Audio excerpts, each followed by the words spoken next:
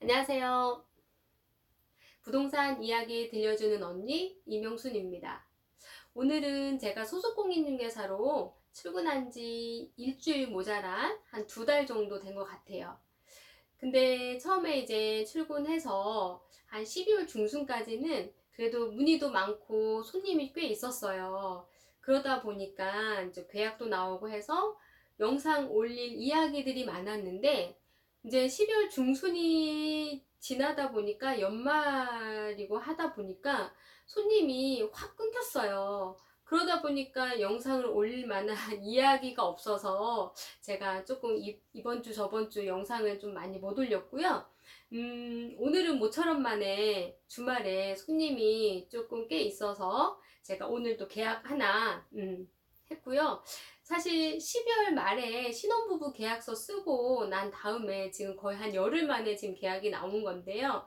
사실 제가 이제 2달 가까이 됐지만 처음에 계약금 입금시키는 그 과정이 제가 생각했을 때는 굉장히 조금 많이 긴장도 하고 제가 조바심을 많이 냈던 것 같아요. 왜냐면 물론 그 입금하는 과정에서도 누구 한 명이 변심을 해서 안 하겠다라고 할 수도 있거든요. 그러다 보니까 빨리 계좌 받아서 빨리 시켜야겠다라는 그런 마음만 앞섰던 것 같아요.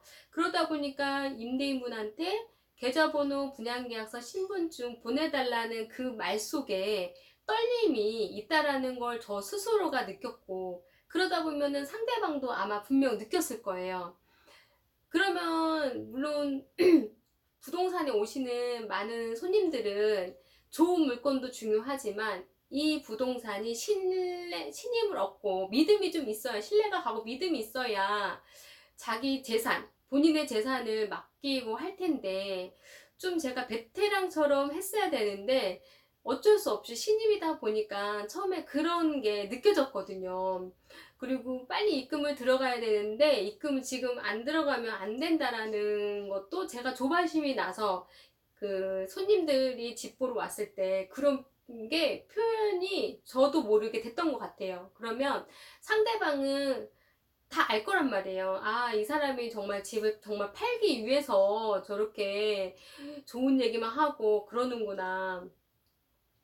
이제 아마 그랬던 것 같아요. 제 스스로도. 근데 오늘은 조금 저도 이제 2달 가까이 돼서 그런지 좀 여유가 생기더라고요. 이제 손님 집 보여드릴 때도 예전에는 궁금한 거 제가 숨이 차도록 막 물어봤는데 지금은 이제 집을 보면서 저는 이제 가만히 서 있고 이제 손님들한테 따라다니면서 이제 손님이 뭔가 저한테 질문을 했을 때 거기에 답변을 해주고 저 손님이 어떤 생각을 하고 있는지, 어떤 집을 좋아하는지, 그게 이제 조금 파악이 되더라고요. 그래서, 아, 이 손님이 이거를 계약을 할 건지 그 느낌이 오늘은 좀 들더라고요. 그래서, 음, 좀 상대방한테 조금 신뢰가 가는 그런 직원이 되고, 그리고 나중에 대표가 되자, 이제 그런 게 제가 목표고요. 그래서 오늘은 이제 이 손님도 또 물론 딱 맞아 있는 금액을 원한 건 아니었어요.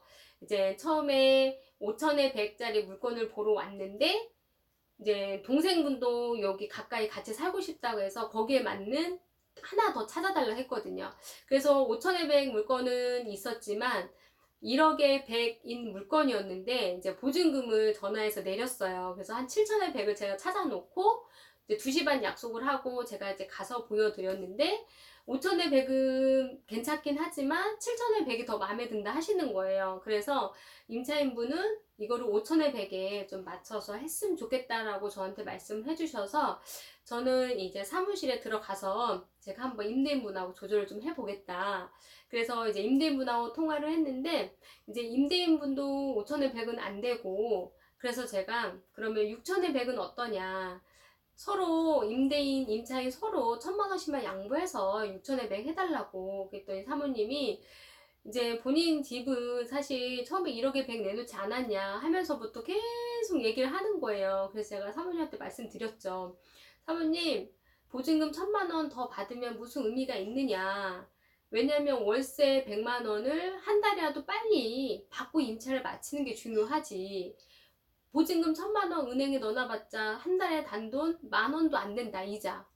예, 그 의미 갖지 말고 빨리 월세 맞추는 거에 중점을 갖고 아저씨하고 좀 상의 좀 해달라 그랬더니, 그러면 아저씨하고 이제 통화를 하겠대요. 그래서 전화를 끊고 기다렸는데 바로 연락이 왔어요. 그러면 6천에 100에 하시겠다고.